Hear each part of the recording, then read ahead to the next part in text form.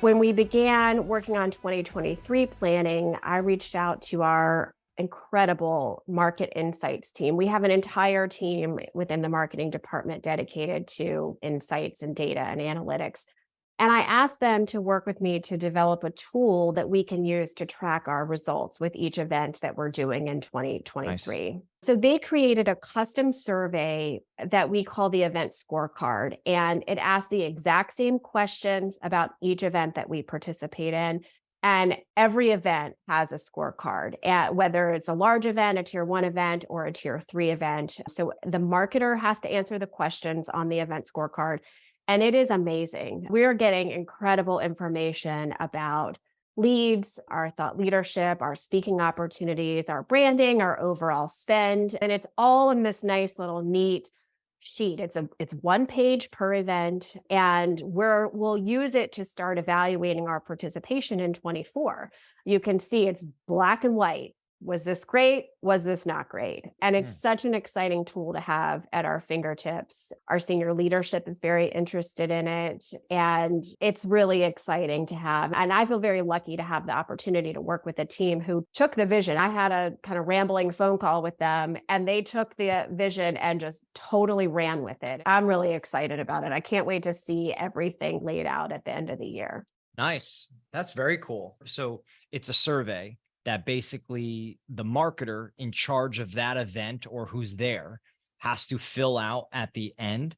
Correct. And then that then turns into a scorecard that comes back as the results of the event.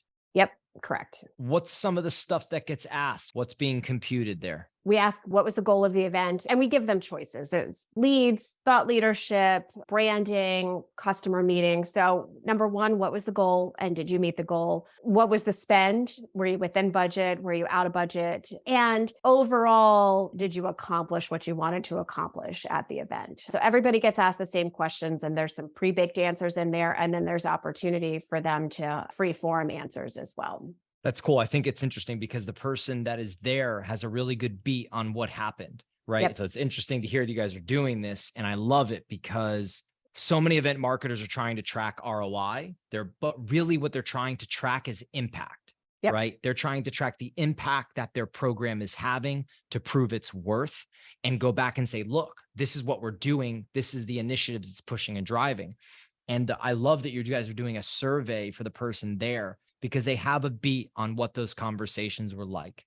Did you talk to 3 people that are already in your pipeline, Right. but you know that they've now progressed in your pipeline because of this conversation? Or did you say, hey, we collected 500 leads, telling you 100 of these are excellent leads that we have poured into the top of our pipeline? There's just more detail there. And it goes to what you said about the goals and the why. It's really cool.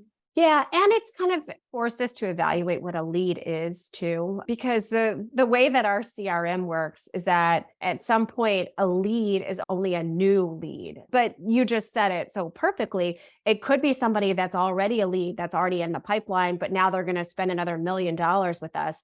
Yeah. And we need to be able to attribute that to this show or to this initiative. And so we've had to we've got a team working on that too. Like, how do you define a lead?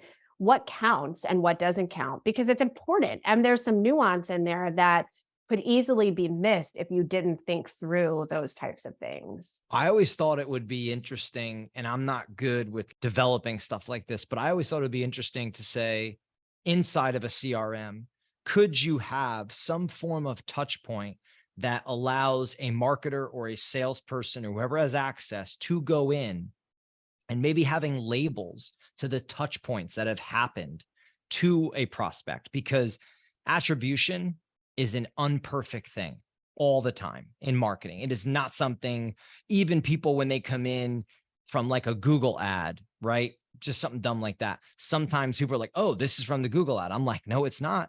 Yeah. Because they could have heard about you or saw an ad on Facebook or went to a conference. And then when they Google searched you, the ad is the first thing that comes up. Right. And then they go through. So attribution's not a perfect thing. So I love that you guys are trying to really get the scope and the general vibe and feel of what happened at an event, because there's so much like gold in that right there.